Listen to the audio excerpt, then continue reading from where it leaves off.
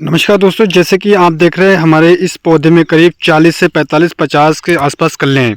तो आप भी इस इतने कल्ले कैसे के ले सकते हो। तो मैं आपको बताना चाहूँ कि मैंने एक डिटोल के साथ में एक ऐसा फार्मूला तैयार करा। अगर आप उस फार्मूले का प्रयोग करते हैं तो आप देख सकते हैं कि एक पौधे से आप 50 से 60 कल्ले बहुत ही आसानी के साथ में ले सकते हो। और आप गेहूं की फसल देख सकते हैं, पूरा खेत आपको एकदम भरा हुआ दिखाई देगा। मतलब कल्लों की संख्या अनगिनत दिखाई देगी, एकदम हरा भरा एकदम खेत दिखाई देगा, पूरा भरा हुआ। तो ऐसा कौन सा कार्य किया, ऐसा कौन सा फॉर्मूला तैयार किया, तो उसके लिए आप हमारे इस वीडियो को देख सकते हैं। पौधे की हाइट बहुत ही ज़्यादा शानदार है और पौधे की जो रूट्स हैं वो काफ़ी ज़्यादा डेवलप हो रही है, यानी कि काफ़ी अच्छे तरीके से हमारा पौधा विकास कर रहा है। तो इस तरीके से हम किस प्रकार से कर सकते हैं, तो इसके लिए आप इस वीडियो को पूरा लास्ट तक देखते हैं। आपने अभी तक हमारे चैनल इंडियन किसान को सब्सक्राइब नहीं किया तो आप चैनल को फटाफट से सब्सक्राइब करें। तो आइएगा हम शुरू करते हैं आज की हमारी वीडियो। जैसे कि दोस्तों मैं आपको बताना चाहूँ कि बहुत सारे हमारे किसान भाई इस फॉर्मूले के बारे में बिल्कुल भी नहीं जानते।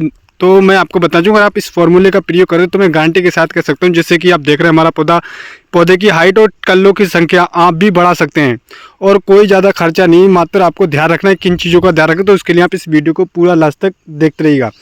तो उससे जैसे कि मैं आपको बताना चाहूँ कि बहुत सारे हमारे किसान भाई गेहूं की बुआई करते हैं एनपीके, डीएपी, एसएसपी के साथ में, नाइट्रोजन के साथ में और पोटाश डाल के साथ में प्रयोग करते हैं। यानी कि बहुत सारे ऐसे पोषक तत्व होते हैं जो हमारी गेहूं की फसल में बुआई करते समय हम डालते हैं। उसके बाद हम पहली सिंचाई में भी बहुत सारे उर्वरक डालते हैं, काफ़ी सारे हमारे किसान भाई नाइट्रोजन, फास्फोरस, पोटाश, जिंक की सारी आदि पोषक तत्व डालते हैं। लेकिन होता ये कि कुछ हमारे लीच डाउन हो जाते हैं हमारी ज़मीन में, और कुछ हमारे जो होते हैं पोषक तत्व जैसे फास्फोरस, नाइट्रोजन, पोटाश हमारी ज़मीन में पड़े रहते हैं और वो हमारी ज़मीन में पड़ लेते हैं, कार्य नहीं करते। तो उसको हम सक्रिय दोबारा से कैसे करके उत्तेजित करके, यानी कि कैसे करके उसको हम दोबारा से रिसाइकिल करके अपनी पौधे की प्लांट को पहुंचा सकते हैं, रूट्स को पहुंचा सकते हैं, जिससे जो हमारे पड़े हुए पोषक तत्व वो दोबारा से कार्य करने सक्रिय हो जाए और कार्य करके बहुत ही अच्छा पैदावार देने लगे। यानी कि जिनका जो पावर है, उनका जो पावर वो हमारे पौधों को मिलने और हमारे पौधे टेलरिंग अच्छी देने लगे। तो इसके लिए आपको कौन से फॉर्मूले का कार्य करें, तो सबसे पहले हम बात करें नंबर 1 फार्मूले के, फिर हम बात करेंगे नंबर 2, यानी कि 2 फार्मूले मैं आपको बताने वाला हूँ।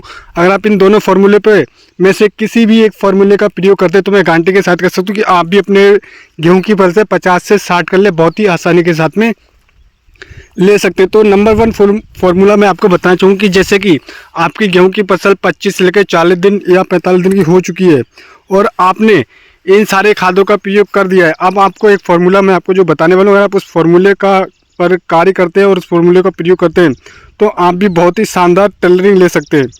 तो जैसे कि मैं आपको बताना चाहूँगी, अगर आपको सबसे पहले क्या करना है, फार्मूला नंबर 1 जिंक सल्फेट 33% वाली 500 ग्राम, फेरस सल्फेट 19% वाली 500 gram, magnesium sulphate 1 kilogram, urea 1 kilogram, इन चारों का अलग अलग आपको घोल तैयार करना है। घोल तैयार करने के बाद में आपको 140 से लेकर 150 लीटर पानी में आपको स्प्रे कर देना है। तो दोस्तों उससे ये होगा कि जो भी हमारे जो गेहूं की फसल आपने फास्फोरस, नाइट्रोजन, पोटेशियम और जो भी हमारे पोषक तत्व आपने पहले लगाए थे उनको दोबारा से ये सक्रिय करेंगे, दोबारा से ये रिसाइकिल कर देगा और हमारी पौधे में जो पड़े हुए पोषक तत्व वो दोबारा से मिलने लग जाएंगे। और जो आप स्प्रे देंगे और जो भी डिफिशियंसी होगी मैग्नीशियम की, नाइट्रोजन की और जो भी आप जिंक की जो भी डिफिशियंसी, उस डिफिशियंसी को भी पूरा करेगा। जो पड़े हुए पोषक तत्व उनको भी रिएक्टिवेट सक्रिय करके हमारे पौधे को मिलने लगे, जो हमारे पौधे को अच्छी खासी खुराक मिलने लगी, तो आपको ऑटोमेटिकली टिलरिंग अधिक मिलने लग जाएगी। और टिलरिंग अधिक मिलेगी तो आप पैदावार भी कहीं ना कहीं आपकी अधिक निकल करेगी, क्योंकि जितने ज़्यादा कल्ले होंगे उतनी ज़्यादा बालियाँ बनेंगी, जितनी ज़्यादा बालियाँ बनेंगी तो उतनी ज़्यादा हमारा पैदावार अधिक निकल करके आएगा। तो आपको फार्मूला नंबर 1 ये करना है। अब दूसरा फार्मूला मैं आपको बताने वाला हूँ, बहुत ही ध्यानपूर्वक सुनिएगा, आप लिख लीजिएगा, ऐसे करिएगा। अगर आप उस फार्मूले का प्रयोग करते हैं तो दोस्तों मैं गारंटी के साथ में कह सकता हूँ आप कल्लों की संख्या तो बढ़ाएंगी। अगर आपकी कल्लों की संख्या बढ़ेगी तो आप पैदावार भी डबल ले सकते हैं। कम से कम 25 से 40% आपकी पैदावार बढ़ने वाली, जो मैं आपको दूसरा फार्मूला बताने वाला हूँ। वो फार्मूला आपको, जिससे कि आपकी गेहूँ की फसल 25 से 40 दिन की हो चुकी है और आपने पहली सिंचाई या फिर दूसरी सिंचाई कर दी है, या अगर आपने नहीं करी तो आपको एक खाद लगाना है। खाद में कौन सा लगाना है, जैसे कि आप लगाते हैं नाइट्रोजन, तो नाइट्रोजन आपको 40 से 45 यानी कि 45 किलोग्राम आपको नाइट्रोजन यूरिया लेके आना है। और उसके साथ में आपको लेके आना है दूसरा फर्टिलाइजर सागरिका आप इफ्को की सागरिका लेके आना है। इफ्को की सागरिका की अगर मैं बात करूँ, ये इसमें काफ़ी सारे ऐसे सूक्ष्म पोषक तत्व होते हैं जो हमारी गेहूँ की फसल के लिए बहुत ही अति आवश्यक होते हैं। इसमें लोहा, जिंक, मैग्नीशियम, कार्बोहाइड्रेट, फास्फोरस, ये सारी ऐसे सूक्ष्म पौधे, क्योंकि ये समुद्री शैवाल से बने होते हैं, इसमें 17+ ऐसे माइक्रोन्यूट्रिएंट्स होते हैं जो हमारी गेहूं की फसल के बहुत ज़्यादा अति आवश्यक होते हैं। तो आपको करीब 5 से लेकर 10 किलोग्राम सागरिका लेके आना है और 45 किलोग्राम यूरिया और उसके साथ में आपको एक खाद देनी है।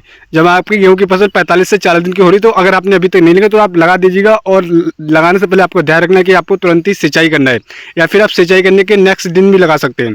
ये कार्य करना, अगर आपको सागरिका नहीं लगा तो सागरिका के साथ में आप एक काम कर सकते हैं कि ह्यूमिक एसिड, क्योंकि 95% हमारे किसानों को ह्यूमिक एसिड का अच्छे रिजल्ट नहीं पता, तो आप सागरिका अगर आपके एरिया में अवेलेबल नहीं है तो आप 45 किलोग्राम यूरिया और उसके साथ में आपको ह्यूमिक एसिड लेके 1 किलोग्राम दानेदार वाला, और उसके बाद में आप स्प्रे, मतलब जैसे कि जो आप खाद लगा रहे हैं सिंचाई करने से पहले या सिंचाई करने के बाद में आप खाद लगा देंगे तो उससे ये होगा कि आपकी टिलरिंग बहुत ही शानदार होगी। जो भी पोषक तत्व आपके पहले के पड़े थे, फास्फोरस, नाइट्रोजन, पोटेशियम, जो भी आपके जिंक, जो भी आपकी ज़मीन में पड़ी हुई थी, उनको दोबारा से ये रीएक्टिवेट कर देने के, दोबारा से उत्तेजित करके सक्रिय कर देगा, जिससे जो पड़े हुए पोषक तत्व हमारी गेहूं की पौधे को फिर से मिलने लगेंगे, उनको ठीक तरीके से भोजन मिलने लगेगा और क्लोरोफिल की मात्रा बनने लगेगी।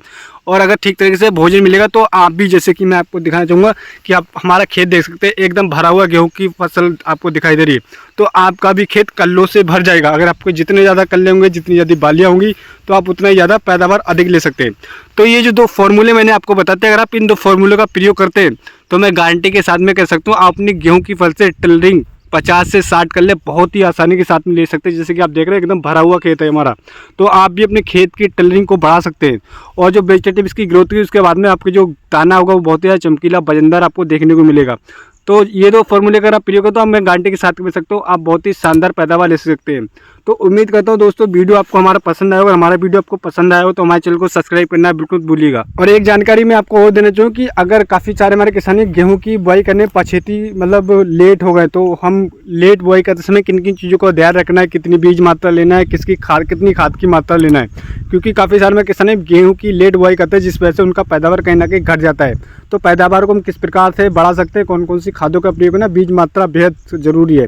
तो उसके लिए हमारे चैनल पर ऑलरेडी वीडियो पोस्ट हो चुकी, तो आप उस वीडियो को देखकर बहुत ही शानदार इकहत्तर पैदावार ले सकते हैं। धन्यवाद।